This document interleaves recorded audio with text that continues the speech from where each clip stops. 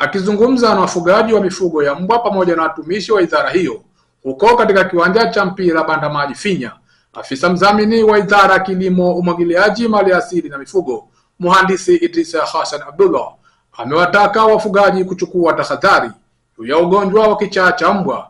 Hivyo amewataka wataalamu wa mifugo kuendelea kutoa elimu, huku akiwasisitiza wafugaji kujenga mashirikiano ili kuepuka madhara ambayo yanaweza kujitokeza.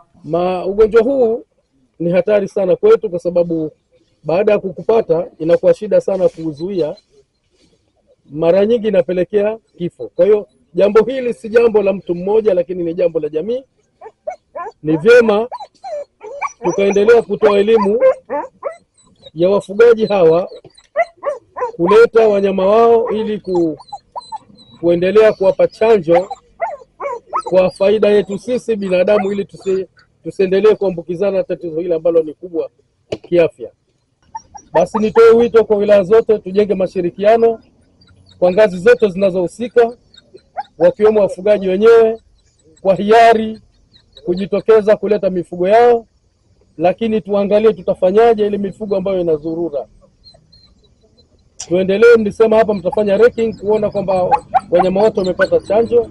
Basi tuendelee kujitahidi kuhakikisha kwamba wale wanyama ambao wanazurura, mbwa, paka ambao wanazurura, nao tuwekee utaratibu mzuri wa kuweza kuwapatia chanjo hii, kwa sababu ni sehemu ya jamii yetu ambayo tunaishi nao. Upande wao wafugaji wa mifugo hiyo ya mbwa, Isa Hamad Isa pamoja na Said Amur Suleiman, wakizungumza kwa niaba ya wafugaji wenzao mara baada ya kupatiwa chanjo hiyo, wameshukuru serikali ya awamu ya 8 kupitia Wizara ya Kilimo kwa kuwapatia chanjo ya kichaa cha mbwa.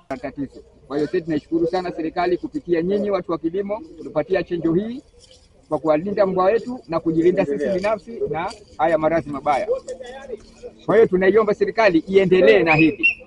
Tunashukuru serikali kwa kutuletea chanjo hii kila baada ya mwaka mmoja.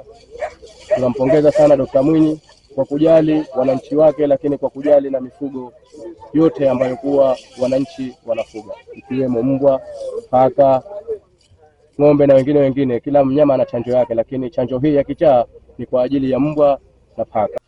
Naye mkuu wa idara ya mifugo Pemba, Abdalla Hamad Hamisi, amesema idara imefanikiwa kuondoa ugonjwa wa maradhi ya kichaa cha mbwa. Tumefanikiwa kabisa kuwa na 0% ya kichaa cha mbwa katika kisiwa chetu cha Pemba. Kwa hiyo pamoja na kwamba tuna 0% katika kisiwa chetu cha Pemba, lakini bado hatujaacha zoezi letu la uendelezaji wa kuweza kuchanja mbwa wetu kwa wafugaji wetu. Nikiripoti kutoka kisiwani Pemba, ni mimi Maulid Hamisi.